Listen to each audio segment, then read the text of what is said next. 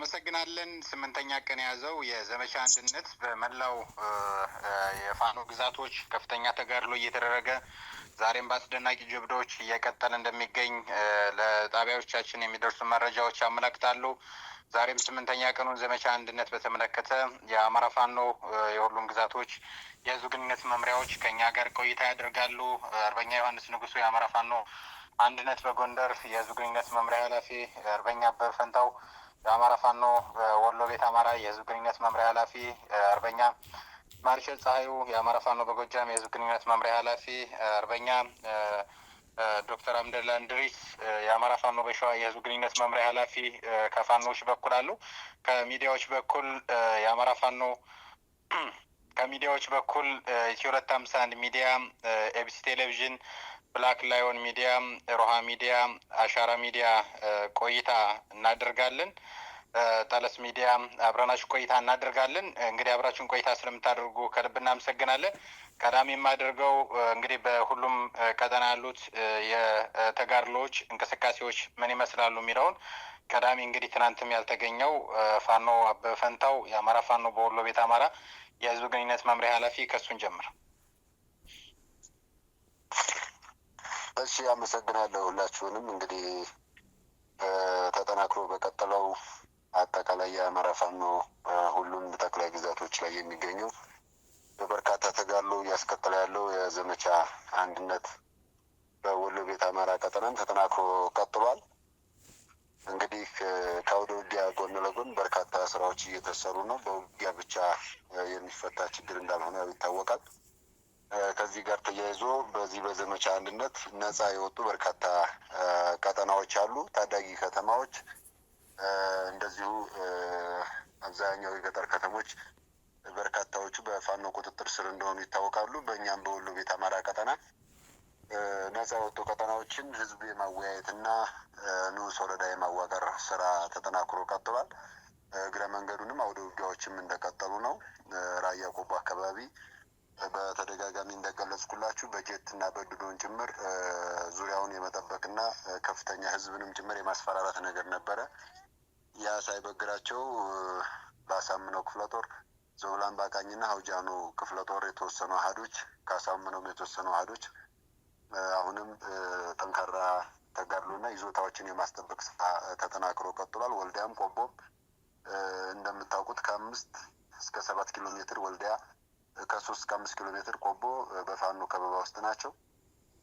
መሀላምባ፣ ሊብሶ፣ ወርጌሳ እስከ ውጫሌ መስመር ድረስ ያሉት ከአዲስ አበባ መቀሌ የፌዴራል የሚባለው መንገድ አሁንም በፋኖ ቁጥጥር ስር ነው። ህዝብንም እያወያየን በአማራ ፋኖ በወሎ ቤት አማራ የህዝብ አስተዳደር መዋቅር ስር አሁንም አደረጃጀቶች እየተሰሩ የህዝብ አስተዳደር መዋቅሮች እየተዘረጉ ያሉበት ሁኔታ አለ። በትላንትናውነትም በላስታ አሳምነው ኮር እንደዚሁ ተጋድሎች የነበሩበት ሁኔታ አለ። አሁንም የላስታ አሳምነው ኮር ይመስለኛል በጣም በርካታ ሰፊ ቀጠናዎችን ከሚያስተዳድሩ ኮሮች ግንባር ቀደሙ ነው ማለት ይቻላል። አሁንም በባለፈው የላሊበላ ከተማ ውጊያ ከነበሩ ግዛቶቹ አሁንም ወደ ከተማ ላሊበላ ከተማ ጠንከር አድርጎ ጠላት በዙሪያው ኮንክሪት ምሽጎችን ሰርቶ እንዲቀመጥ የተደረገበት ሁኔታ አለ። አሁንም በሁሉም ኮሮቻችን በተለይ ምዕራብ ወሎ በጣም ጠንካራ ሆኖ ተጋድሎ ተጠናክሮ የከረመበት ሁኔታ አለ። አሁንም በዛው ልክ ነው። እነ ኮሬብ፣ ደብረ ዘይት ከተማ አሁንም በፋኖ ቁጥጥር ስር ናቸው። እዛም አካባቢ የህዝብ አስተዳደር የመዘርጋቱ ስራ ተጠናክሮ ይቀጥላል እና ከአውደ ውጊያ ጋር በተያያዘ በጣም በርካታ አውደ ውጊያዎች አሁንም በተጠንቀቅና ዝግጅታቸውን ጨርሰው የተቀመጡበት ሁኔታ ነው ያለው። ስለዚህ ተጠናክሮ ይቀጥላል ማለት ነው። አውደ ውጊያውን በተመለከተ አሁንም እንደነገርኳችሁ በ5 ኮሮች የተደራጀ ነው። አጠቃላይ የአማራ ፋኖ በወሎ ቤት አማራ ምዕራብ ወሎ ኮር፣ ልጅ ኢያሱ ኮር፣ ምዕራብ ወሎ ኮሮች እንግዲህ ወደ አንድ ይመጣሉ። መሪውን በቅርቡ እናሳውቃቸዋለን። አደረጃጀቱ እየተሰራ ነው። በጣም ጠንካራ ሰፊ ቀጠና ነው።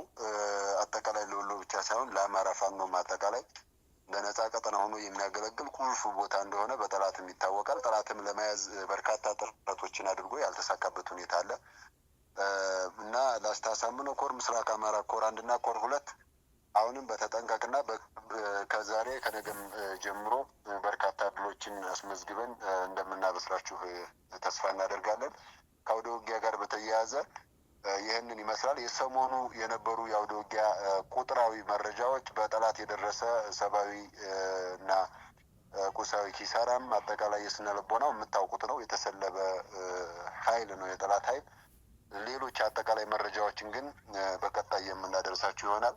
ለጊዜው ከአውደ ውጊያ መረጃ ጋር በተያያዘ ያለኝ ይህንን ይመስላል። በሌሎች ጥያቄዎች እመለሳለሁ። አመሰግናለሁ።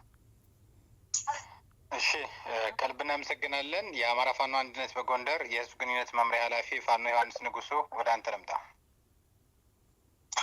መልካም፣ አመሰግናለሁ ሙሉ ጌታ። 8ኛ ቀኑን የያዘው የዘመቻ አንድነት በሁሉም የአማራ ግዛቶች እየተደረገ አመርቂ ውጤት እየተገኘበት ያለ ዘመቻ ነው። በተለይ ከመጋቢት 10 2017 ዓመተ ምህረት እስከ መጋቢት 17 2017 ዓመተ ምህረት በዘመቻ አንድነት የተመዘገቡ ድሎችን በተመለከተ እንደሚከተለው አቀርባለሁ። በጥቅሉ በጎንደር ቀጠና ሁሉንም የጎንደር ቀጠና ያካለሉ እንቅስቃሴዎች ነው እየተደረጉ ያሉት። በማዕከላዊ ጎንደር ቀጠና በተለይም በ8ኛው ቀን በዛሬው ዕለት የተመዘገበው በማዕከላዊ ጎንደር ቀጠና በወገራ ወረዳ የጎንደር የበጋሻው ክፍለ ጦር አጥናፉ ብርጌድ እና ብርጌድ ገደብዬ ከተማን እና እንዲሁም ወርቅ ደግሞ ከተሞችን አካባቢ ሰፍሮ የነበረውን ያገዛዙ ጦር ላይ ጥቃት በማድረስ ከተሞችን የተቆጣጠረ ሲሆን ከጎንደር ደባርቅ ዋና መስመር ጠላት እንዳይንቀሳቀስ መቁረጥ ተችሏል። እንቅስቃሴዎችን ገድበን በምንፈልገው የፋኖ ፍላጎት ልክ ብቻ እንዲህ ሁኔታዎችን መቆጣጠር ችለናል ማለት ነው። አሁንም ከተሞችና መስመሩ በፋኖ ቁጥጥር ስር ይገኛል። በዚህ የወገራ ግንባር ጠላት 21 ሙት 14 ቁስለኛ ሆኗል። ሆኖም ግን 100 አለቃ ዋሴ የተባለ የአገዛዙ ወታደራዊ አመራር መደምሰሱን ደግሞ አረጋግጠናል ማለት ነው። በተመሳሳይ ከጎንደር ከተማ ደቡብ አቅጣጫ ጠዳ ምንዝሮ እና ብርቧክስ አካባቢ ጠላት የአማራ ፋኖ አንድነት ጎንደር የጎንደር የበጋሻው ክፍለ ጦር የተውጣጡ ብርጌዶች ወደ ቀጠናው ለመንቀሳቀስ የሞከረ የአገዛዙ ሰራዊት ላይ ተኩስ በመክፈት እንቅስቃሴው ተገድቦ እንዲመለስ ማድረግ የተቻለበት የውጊያ ሁኔታ አለ።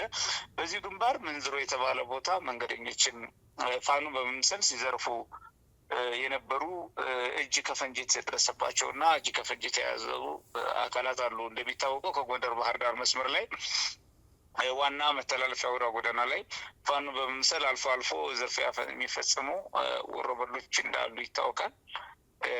እኛ የብልጽግና ፋኖች ብለን ነው የምንጠራቸው። ምክንያቱም በእኛ ቀጠና ሳይሆን በጠላት ቀጠና ነው ሄደው የሚያድሩት የሚውሉት በከተሞች ካምፕ፣ ወታደራዊ ካምፕ ባለባቸው አካባቢዎች እና የጠላት ስምሪት የሚወስዱ እንደሆነ የሚታወቀው እና የብልጽግናዎች ነው የሚባሉት ሲታወቁ።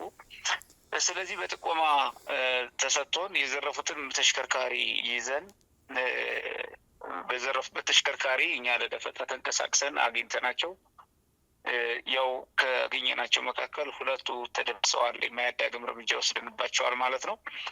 በማዕከላዊ ጎንደር ቀጠና በተመሳሳይ በምዕራብ በለሳ የጎንደር የበጋሻው ክፍለ ጦር የዳግማዊ ቴዎድሮስ ብርጌድ ልዩ ስሙ ሮቢትና ሷጋሪ እና አካባቢው በተከታታይ ቀናት ጠላትን በመዋጋት 7 የተደመሰ 3 ቁስለኛ ሆኖ ጠላት ፈርጥጦ ተመልሷል ወደ መጣበት ማለት ነው። በደቡባዊ ጎንደር ቀጠና አለምሳጋ አካባቢ የሜጀር ጀነራል ውባንታ ባታ አንደኛ ኮር አካል የሆኑ ብርጌዶች ከጠላት ጋር ለአጭር ሰዓት የተፋለሙበት ሁኔታ ሲሆን ነበረ። የተመዘገበ ሰብአዊና ቁሳዊ ኪሳራ ለጊዜው የለም ማለት ነው። ሆኖም ግን እንቅስቃሴው የዘመቻ አንድነት አካል ነው ማለት ነው። በጎንደር ግንባር የዘመቻ አንድነት ወታደራዊ ጥቃት ግለቱን ጠብቆ እየተፋፋመ ሲገኝ በ7 ቀናት ውስጥ በ11 ልዩ ልዩ ቦታና በ14 ጊዜ ውጊያ በማድረግ ንቁ ተሳታፊ እና ተፋላሚ የሆነችው የጎንደር የበጋሻው ክፍለ ጦር ዛሬም በበለሳ ሮቢት አስዋጋሪና በወገራ ገደብዬና ወርቅ ደግሞ እንዲሁም በሌሎች ቀጠናዎች ወታደራዊ እንቅስቃሴና ወደ ውጊያ አጠናክሮ ቀጥለዋል ማለት ነው እና በዚህም ውጤቶች ምናልባት አሁን የምሽት ሪፖርቶች የጠላት ላይ የደረሰው ጉዳት የቁጥር ልዩነት ሊኖር ይችላል ማለት ነው። የሁኔታ ለውጥ ይኖራል በወታደራዊ ቋንቋ።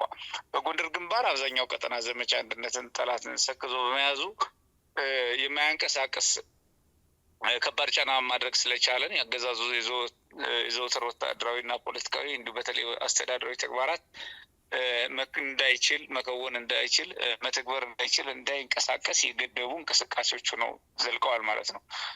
ሆኖም ግን በአጠቃላይ ላለፉት 7-8 ቀናት የተካሄዱ ውጤቶችን ሪፖርቶች በተመለከተ የተገኙ ድሎችን ቁጥራዊ መረጃዎችን በተመለከተ የአማራ ፋኖ አንድነት በጎንደር የፌስቡክ ገጽ ላይ መረጃዎችን በዝርዝር የምታገኙ መሆኑን እየገለጽን የሚመለከተው መረጃዎች የሚፈልግ አካል በፌስቡክ ገጹ ፎሎ፣ ሼር እና ላይክ በማድረግ መረጃዎችን የሚያገኝ ይሆናል ማለት ነው። አመሰግናለሁ። እሺ፣ እኛም ከልብ እናመሰግናለን። የአማራ ፋኖ በጎጃም የህዝብ ግንኙነት መምሪያ ኃላፊ ፋኖ ማርሽ ጻዩ 8ኛ ቀኑን በያዘው በዘመቻ አንድነት የጎጃም ግንባር ውሎ ምን ይመስላል? አመሰግናለሁ ሙሉጌታ። እንግዲህ የአማራ ፋኖ በጎጃም 8ኛ ቀኑን በያዘው ዘመቻ አንድነት ዛሬም ድል ተቀዳጅቷል። ከባድ ውጊያ አድርጓል በየግንባሩ። ከዚያ በፊት በ6ኛ ቀን ላይ በተካሄደ ዘመቻ አንድነት አቸፈር ቀጠና አሹዳ ላይ አንድ የመከላከያ የ59ኛ ማነው የ99ኛ ክፍለ ጦር አዛዥ የነበረው ኮሎኔል ተደምስሷል። ፈንጅ እንዲሁም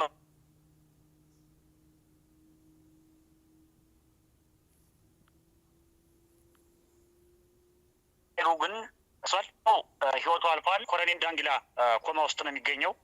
ያው ተደመሰሰ ማለት ከወታደራዊ ቁመና ውጭ ሆነ ማለት ስለሆነ ተደምስሷል በሚል ይወሰድ። ከዚህ በተጨማሪ 8ኛ ቀኑን በያዘው ዘመቻ አንድነት የአማራ ፋኖ በጎጃም በዛሬው ዕለት ጠላት ላይ መብረቃዊ ጥቃት በመፈጸም ድል ተቀዳጅቷል። በዚህም በአማራ ፋኖ በጎጃም 8ኛ ክፍለ ጦር ሽፈራው ገርባው ብርጌድ ሸበልበል ከተማ በመግባት በጠላት ላይ ከባድ ኪሳራ ደርሷል። በዚህም 4 ክላሽ የተማረከ ሲሆን 27 የሚሆን የጠላት ኃይል ሙሉ በሙሉ ተደምሷል። የቆስለኛ መረጃ የለንም።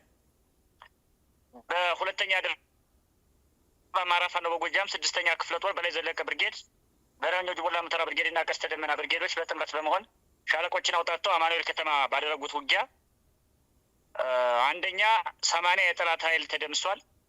ሁለተኛ 24 የጠላት ኃይል ቆስሏል። ሶስተኛ 16 ክላሽንኮቭ ተማርኳል። አራተኛ 14 የጠላት ኃይል ተማርኳል። አምስተኛ 1860 የሚደርስ ተተኳሽ ተማርኳል። ሁለተኛው በአማራ ፋኖ በጎጃም 2ኛ ተፈራ ዳምጤ ክፍለ ጦር ዋሸራ ላይ በተደረገ ጥምር ማጥቃት እንደዚሁ ዮሐንስ አለማየሁ ብርጌድ፣ መብረቁ ተፈራ ብርጌድ እና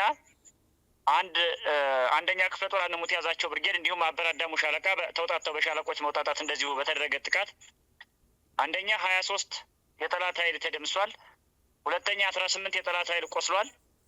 ሶስተኛ 1 ዲሽቃ በመመታቱ የጠላት ዲሽቃ ዋሸራ ከተማ ላይ የነበረውን ጠላት በዚህ መልኩ አከርካሪውን ሰብረናል። በ8ኛ ቀን በያዘው ዘመቻ አንድነት ሶስተኛ በአማራ ፋኖ በጎጃም ክፍለ ጦር እንደዚሁ በትናንትናው ዕለት በተደረገ ማጥቃት በስቦ ማስከዳት ስቦ መምታት ስልት ጃዊ ፈንድቃ ከተማ ላይ የነበሩ 2 ዋና የጃዊን ቀጠና ተቆጣጥረው የነበሩ ዋና 2 ባንዳዎች በጥናት እርምጃ ተወስዶባቸው ተደምስሰዋል ማለት ነው።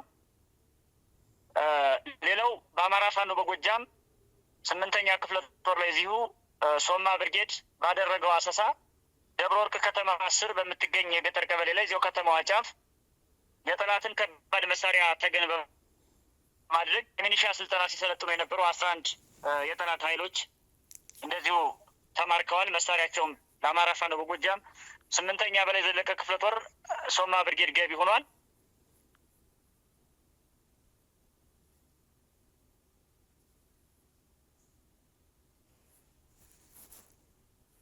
እያደረገ ባለው የህዝብ ውይይትና ህዝባዊ ንቅናቄና ሞቢላይዜሽን ስራ አንደኛ ከፍተኛ የሆነ የኃይል ግንባታ፣ ሁለተኛ ከፍተኛ የሆነ የሪሶርስ ንቅናቄ ስራ እየተሰራ መሆኑ ይታወቃል። በዚህም የአብይ አህመድን ወራሪ ኃይል ከአካባቢያችን ከማስወጣት ውጪ ምንም ምርጫ እንደሌለንና የአብይ አህመድ ወራሪ ኃይል በከበባ ማጥቃትና እጁን ይዘን መሳሪያውን መቀበል የክፍለ ዘመኑ ግዴታችን ነው በሚል በበርካታ አካባቢዎች የሚገኘው የጎጃም አማራ ከፍተኛ ንቅናቄ ያደረገ ይገኛል። አርሶ አደሩ፣ ወጣቱ ሁሉ ያለበት አካባቢ ከፍተኛ የሆነ መነቃቃት ላይ ነው ያለው። በቀጣይ የአማራ ፋኖ በጎጃም ከሌሎች የአማራ ፋኖ አደረጃጀቱ ጋር ድርጅት ፍሮ በሚያውጀው የክተት ጥሪ መሳሪያ ከያዘ ሰው ጀምሮ ዶማ እየያዘ ስለት እየያዘ የአብይን ወራሪ ኃይል እጁን ይዞ ለመደምሰስ ለመማረክ የተዘጋጀ መሆኑን ህዝባችን በየመድረኩ አረጋግጧል። ስለዚህ የአማራ ህዝብ አንድ ድርጅት ፈጥሮ ለሚያውጀው የክተት አዋጅ በሚሊዮን የሚቆጠር የጎጃም አማራ የአብይ አህመድን ወራሪ ኃይል እጁን ይዞ ያመጣውን መሳሪያ ለመማረክና ለመጨረሻ ጊዜ ለመደምሰስ ቃል የገባበት መልክ በየአካባቢው እየተደረገ ነው። ህዝባችንም በዚህ ልክ እየተነቃቃ ነው። በአጠቃላይ ዘመቻ አንድነት 8ኛ ቀን ላይ ያለው ውሎ ይሄን ይመስላል። መልካም። ምናልባት ለሶስታችሁም የሚሆን አንድ ጥያቄ አለኝ። ይሄውም በተለይ ከዚህ ዘመቻ አንድነት ጋር በተያያዘ ደጋፊው ማህበረሰብ፣ ዲያስፖራው፣ ባለሀብቱ፣ ሚዲያው፣ አክቲቪስቱ በዚሁ ዘመቻ ላይ ትኩረት አድርጎ እንዲሰራ በሌሎች የጎንዮሽ አጀንዳዎች እና እንደው ይህንን ዘመቻ ትኩረት ከመስጠት አኳያ ምን ቢያደርግ ይሻላል፣ ምን መደረግ አለበት የምትሉትን ሀሳብ ብታቀርቡ በዚሁ ላይ ለማንሳት ነው። በተለይ ደግሞ ዲያስፖራው ሁለተኛ ዙር ያሉትን የተቃውሞ ንቅናቄ በተለያዩ ከተሞች እያደረጉ ነው። ከዚሁም ጋር ተያይዞ ዘመቻ አንድነት ዓለም አቀፍ ገጽታውን ተጽዕኖውን ቀጥሎ እንዲሄድ መደረግ ያለበት ላይ ሀሳብ ብትሰጡን።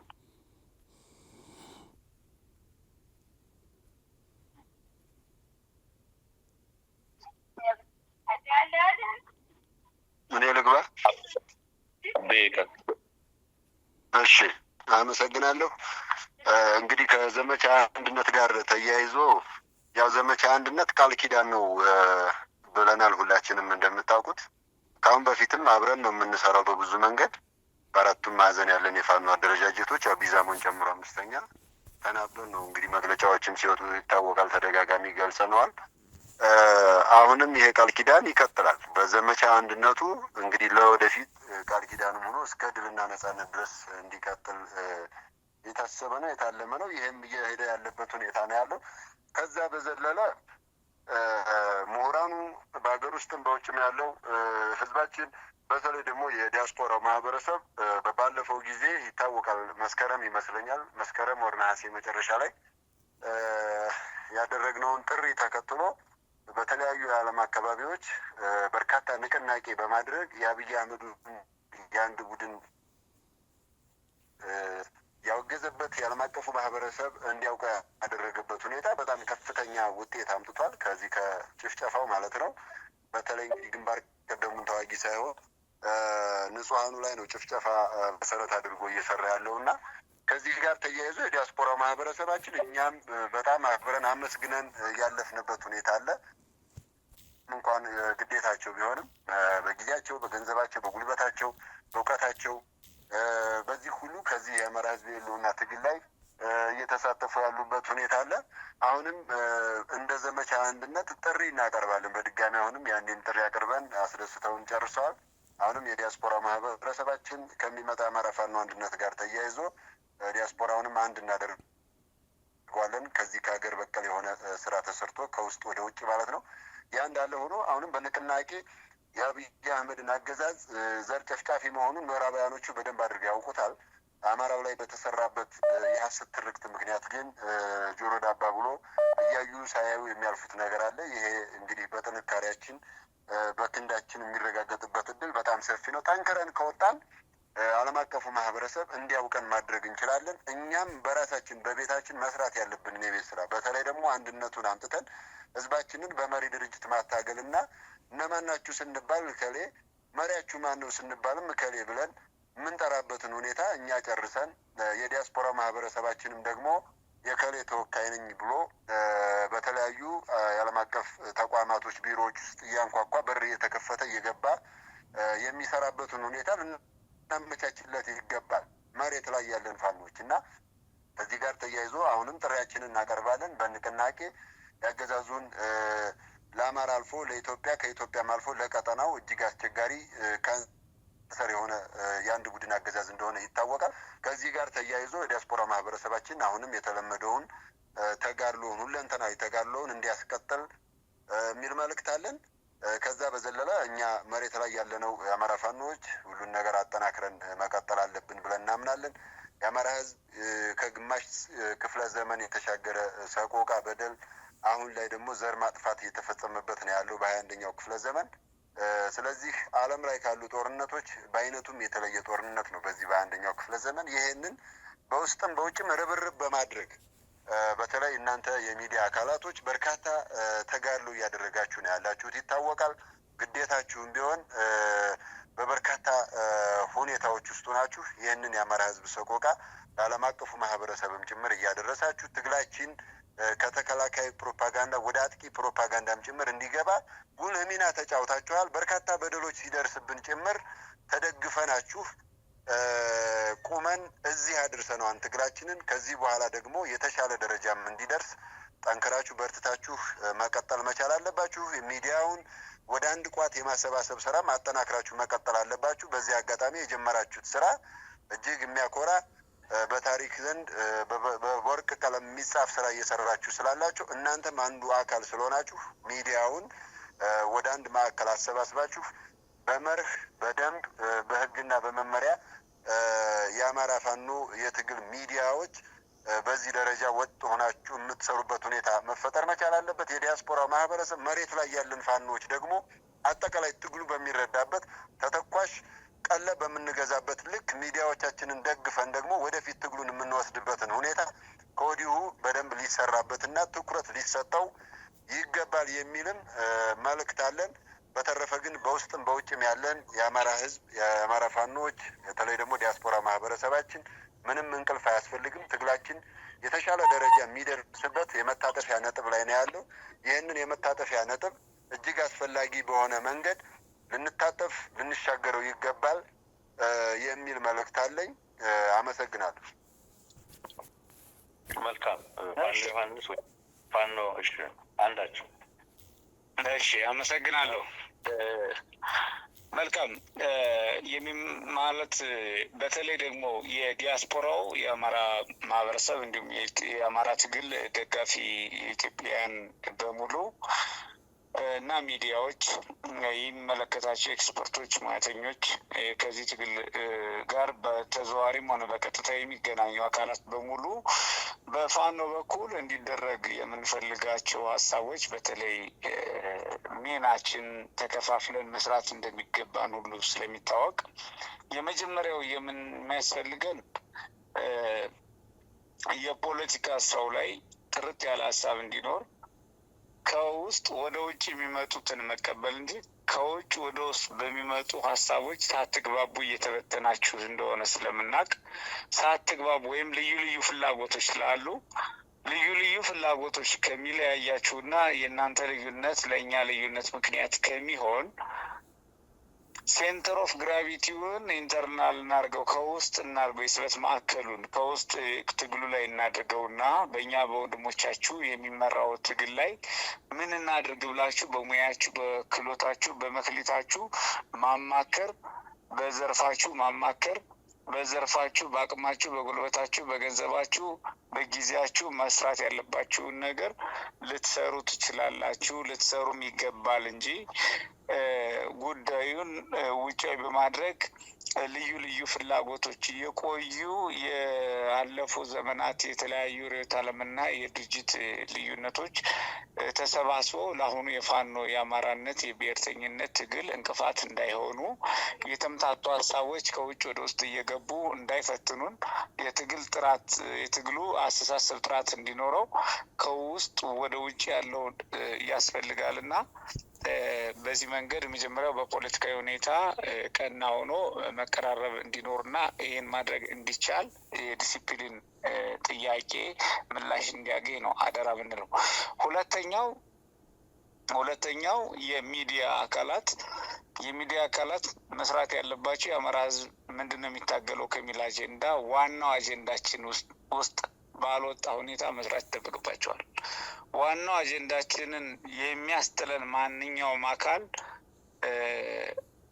ቢሰራም ቢደክምም እየደከመ ያለው በዋናው አጀንዳው ላይ እስካልሆነ ድረስ የአማራን ህዝብ ትግል መስዋዕትነት አሁን ያገኘውን ከፍተኛ የትግል ድል ጠብቆ ለሚቀጥለው ድል መሸጋገር መስፈንጠር እየተገባው እየፈተነን ያለው አንዱ በሚዲያ በኩል ልዩ ልዩ ፍላጎቶች በገፍ እና ኃላፊነት በጎደለው መንገድ እንደፈለጉ የሚስተናገዱበት ሁኔታ ስላለ እንደፈለገው ከማስተናገድ ተቆጥበን ዋና አጀንዳዎቻችን ላይ ብቻ እንድናተኩር፣ በዋና አጀንዳ ላይ የተግባቡ አካላት ደግሞ ወደ አደረጃጀት የሚዲያ አደረጃጀት መቅረብ አለባቸው። በቃ አንድ አማራ ነው ያለው። አደረጃጀቱ ልዩነት ይኑረው እንጂ አንድ አላማ ግን መኖር አለበት።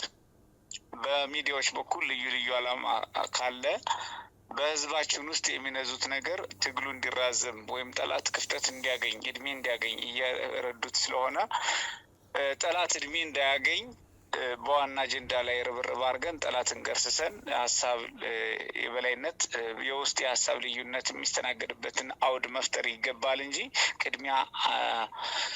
በቅድሚያ ልዩ ልዩ ጥቃቅን ጉዳዮችን ወደፊት በማምጣት የልዩነት ምክንያት የሆኑ አብሶ እንደማያስፈልጉ የአማራ ህዝብ አማራ ከፈጽመው መጥፋት መታደግ አለብን በሚል ትግል ነው ትግሉ እየተደረገ ያለው። መራር ትግል እየተደረገ ነው። ከገበሬ እስከ ተማሪ፣ ከተማሪ እስከ ምንድነው እድሜያቸው የገፉ እድሜያቸው ያልገፉ፣ የከተማ የገጠር ሁሉን አይነት የህዝብ ክፍል የህዝባችን ክፍል አንድም ታግሏል፣ ሌላውን በነጻነት እኖራለሁ ብሎ ባመነው ቦታ ታርዷል ወይ ተሰቃይቷል ወይ በግፍ ተሸማቋል ወይ ደግሞ ተሰዷል።